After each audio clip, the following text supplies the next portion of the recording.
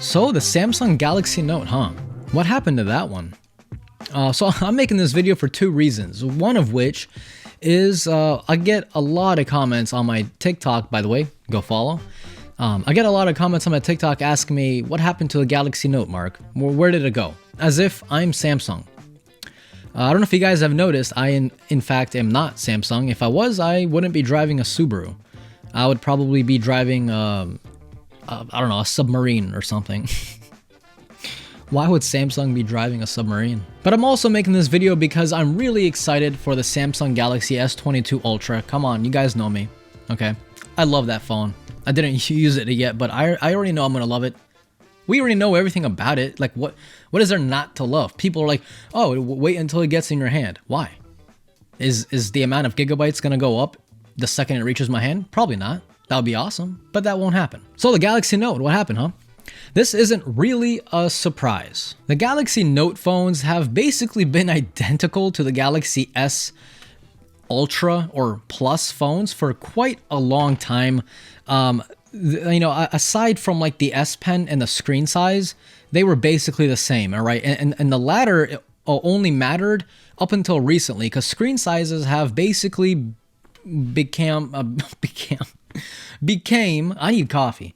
Screen sizes basically are now becoming, there you go, stagnant. You know, the phones that we have now are about as big as they're gonna get. We're not talking about foldables because that's a different beast. I'm talking about like actual phones, like slab phones, right? Like one piece of glass, non-foldable. They are about as big as they're gonna get. Because let's be honest, a 6.7, 6.8 inch phone is bigger than, I mean, that's good enough, right? Unless you live next to a nuclear power plant and you have hands the size of Hulks.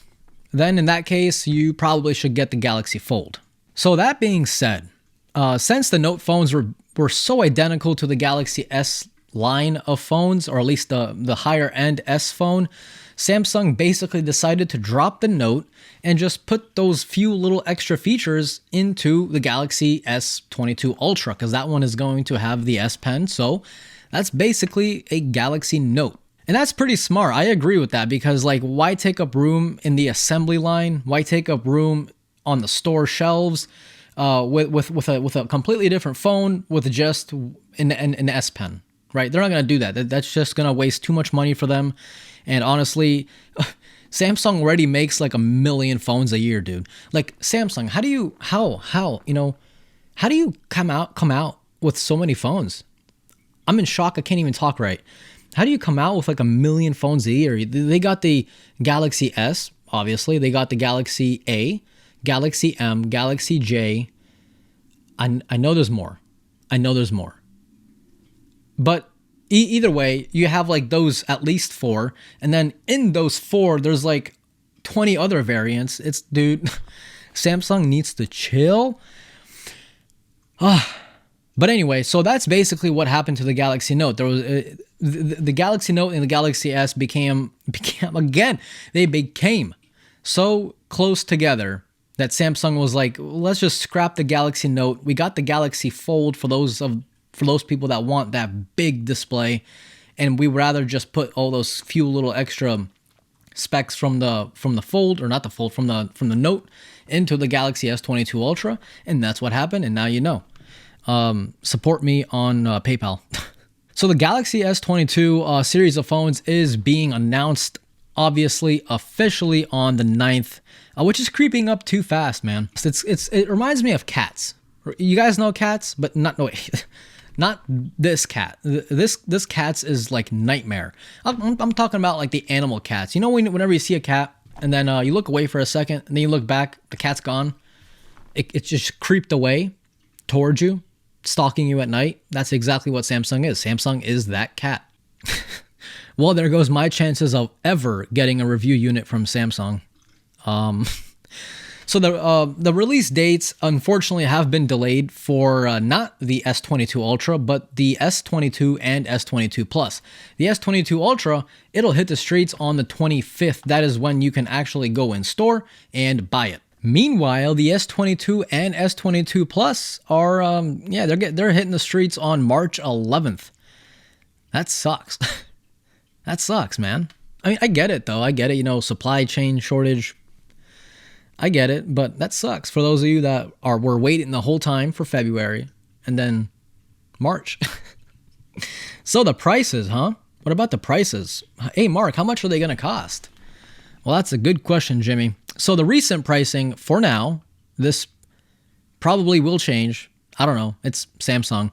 But $800 for the S22, $1,000 for the S22 Plus, and $1,200 for the Ultra. So in other words, same as last year, but not really because inflation. So you're still spending more on them, even though they cost the same. Does that make sense? If it doesn't, you're probably too young for this video. See, the only thing that makes me iffy a little bit is the fact that the S22 Ultra is starting at 8 gigabytes of RAM. I don't know how I feel about that because the S21 Ultra started with 12 gigabytes of RAM. For those of you who have no idea what I just said, you don't know what RAM is, probably doesn't matter. Because it literally doesn't matter. I don't care. 8 gigabytes of RAM is good enough for me. I have the Samsung Galaxy Tab S7. Yeah, the Tab S7 Plus. There you go. This has 8 gigabytes of RAM. I use Samsung DeX, no problem whatsoever. And this is a very old CPU, the 865 Plus, which is 2 years old now, something like that. Hey, it runs fine. So, I don't care about 8 gigabytes of RAM. What I do care about is that Samsung keeps flip-flopping back and forth. You know, it kind of reminds me of when Samsung had the S10 Plus. I had that phone. That was my very first official Android phone. The S10 Plus Ceramic Edition, 1 terabyte of internal storage. A lot of people don't even know that, by the way. A lot of people don't know that Samsung already had 1 terabyte phones, but then they took it away and never to be seen again. What? Why? People are going to say, oh, well, not a lot of people used it. Oh, come on. And they still could have kept it. They already put it in. All they had to do was just leave it in there for the next phones. The fact that not a lot of people use it, that's completely beside the point. The point is they had it and they took it away. That's the point. But it doesn't even stop there, because I remember when the Note 10 Plus came out, and that started with 256 gigabytes of storage. Well, Samsung went back on that too. See, you can make the argument that Samsung took away 1 terabyte because not a lot of people used it. Fine. But why go back on 256 gigs as your base storage? You had it. It was right there. All you had to do was just take it and put it into more phones. That's it.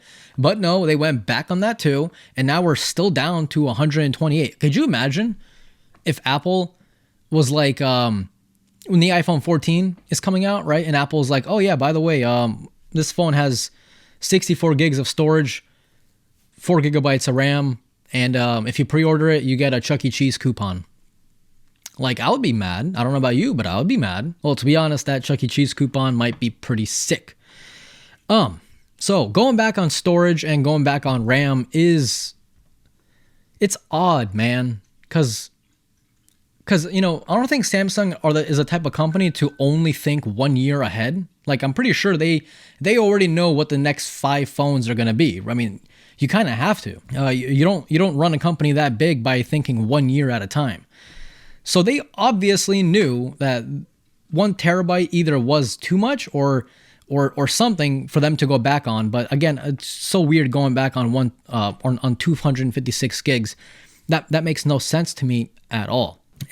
Especially in a time where $10 is worth like $1 inflation. So we're paying more for less. Now, I don't care how much of a Samsung fanboy you are, you have to admit that ain't looking too good. Going back on storage, going back on RAM, that's not good. So yeah, that kind of sucks. So another thing I am excited for is the improved camera system. So it's still going to be 128 gigs on the it's still going to be 108 megapixels on the S22 Ultra. And so it's still the same camera system as before, but we are getting better software, and we're also getting that new system on a chip, the Snapdragon 8 Gen 1, which apparently gets a little too hot, a little toasty, but it does have a newly improved vapor chamber. Again, for those of you who do not know what that is, that's just a way to cool the phone. So it does have that vapor chamber, which should help it out. I guess we'll see. Because the last thing Samsung... oh, that's mean. Okay, I'm just going to finish what I was going to say. The last thing Samsung needs is another bomb. Yeah, I'm definitely never getting a review phone from Samsung. Samsung, if you're watching this video, that's all jokes, man. I love you. But seriously, don't make any more bombs. All jokes aside, I'm pretty sure it'll be good. And to be honest, who cares? Because remember how I said humans always want more. More. It doesn't matter if you use it or not. We just want more. I want more money, right? So PayPal link down below. I'm kidding. I don't have a PayPal link. I do, but I'm not going to give it to you guys because I don't know. But anyway, is that necessary? Like, is it necessary to, like, for people to, especially like a lot of hardcore fanboys, I see them arguing every single day on Twitter, and it's hilarious. They're always like, oh, my phone's 15% faster, blah, blah, blah. It's like, dude, who cares, bro? Who cares, man? I mean, just take a look at the top apps on the Google Play Store.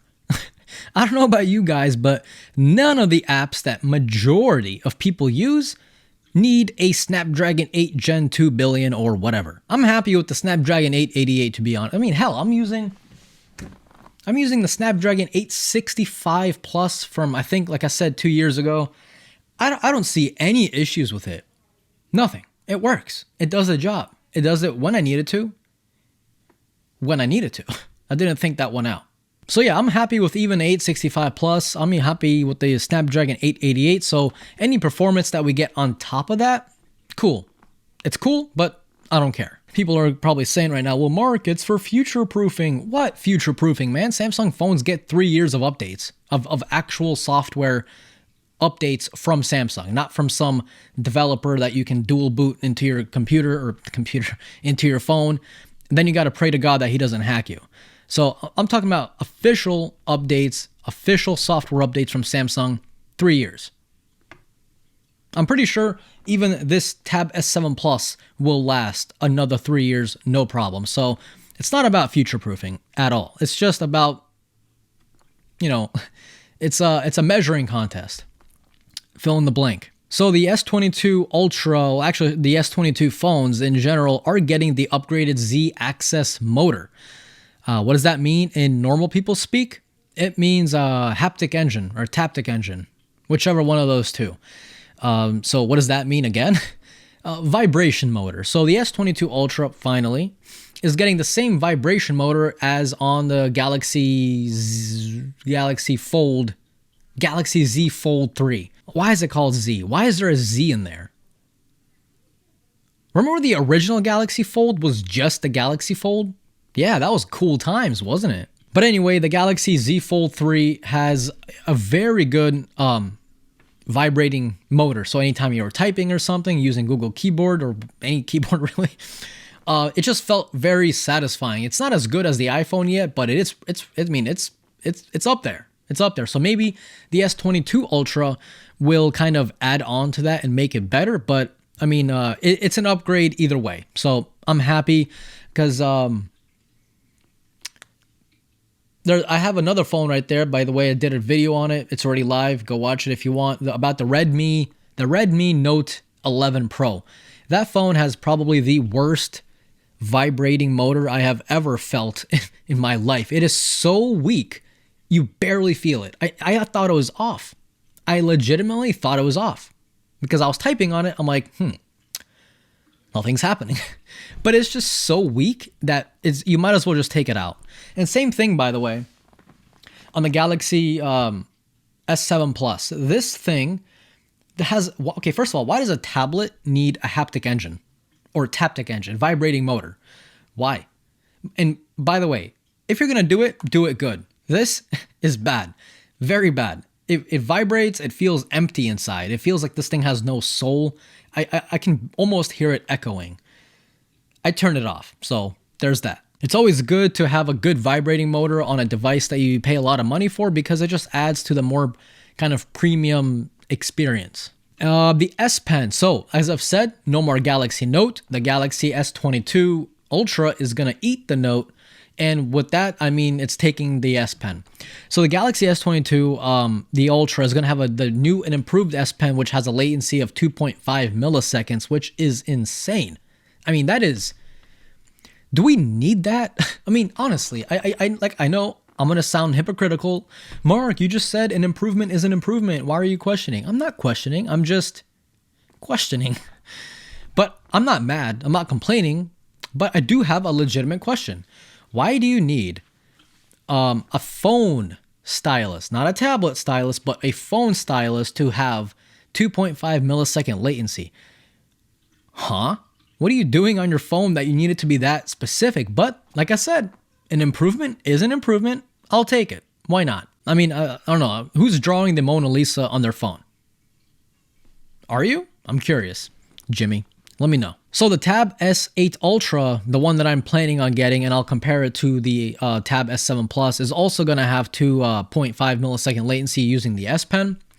And that makes more sense because that's a tablet, that's a much larger surface area, and let's be honest, you're more likely to draw on a tablet than you are on a phone. Cool? Everyone agrees? Awesome. Moving on. So I'm just excited, man. You know, Samsung is really doing good because I recently did a review of like a 1-year review of the Galaxy S21 Ultra. I loved it. This phone literally just, it got better and it's more stable than my Pixel 6 Pro and my Pixel 6. It's more stable and it's not Google. That's insane, right? We live in a world where Samsung is more stable than Google using Android. Who would have thought?